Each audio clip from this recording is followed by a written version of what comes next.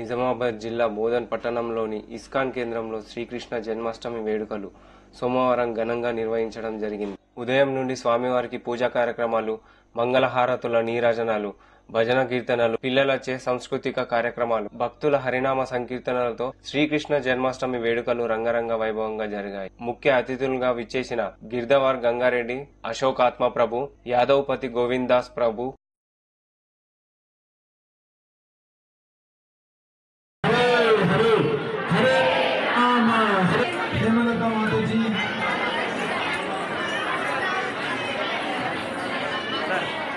తెలియజేసుకుంటూ మరి ఈరోజు ఒకప్పుడు మహాభారత యుద్ధంలో అర్జునుడు యుద్ధం చేయాలని చెప్పేసి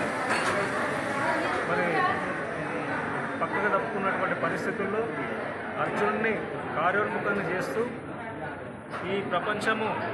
యావత్తు కూడా చేసేది నేనే, చేయించేది నేనే, కర్త కర్మ క్రియ అని చెప్పేసి ఆ రోజు ఆయనకు ఏదైతే గీతోపదేశం చేసిండో ఆ భగవద్గీతను ఈరోజు ఇస్కాన్ భక్తులు బోధన్ పట్టణంలో చాలా చక్కగా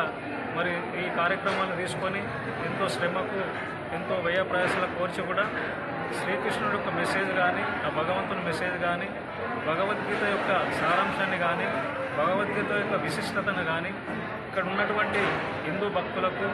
యువకులకు, మహిళలకు, మరి ముఖ్యంగా చిన్నారి విద్యార్థులకు కూడా ఆ గీతోపదేశాన్ని భగవంతుడు ఏం చెప్పిండు, శ్రీకృష్ణుడు ఏం చెప్పిండు అనేదాన్ని మరి ప్రచారం చేస్తూ ఈరోజు హిందూ ఐక్యమత్యం కొరకు అందరూ కలిసిమెలిసి ఈ సమాజ స్థాపన కొరకు శాంతియుత వాతావరణంలో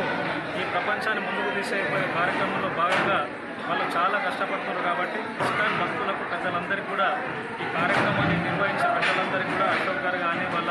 దంపతులకు కూడా ప్రత్యేకంగా ఇక్కడ ఉన్నటువంటి పెద్దలందరికీ కూడా నేను మనస్ఫూర్తిగా ధన్యవాదాలు, అభినందనలు తెలియజేసుకుంటూ, ఇది చాలా కష్టంతో కూడుకున్నటువంటి పని అయినా కూడా వారు పూర్తిగా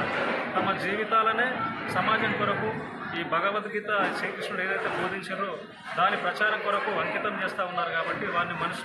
మరొకసారి మనస్ఫూర్తిగా అభినందిస్తూ మరొకసారి కృష్ణాష్టమి జయంతి వేడుకల సందర్భంగా శుభాకాంక్షలు తెలియజేసుకుంటున్నాను.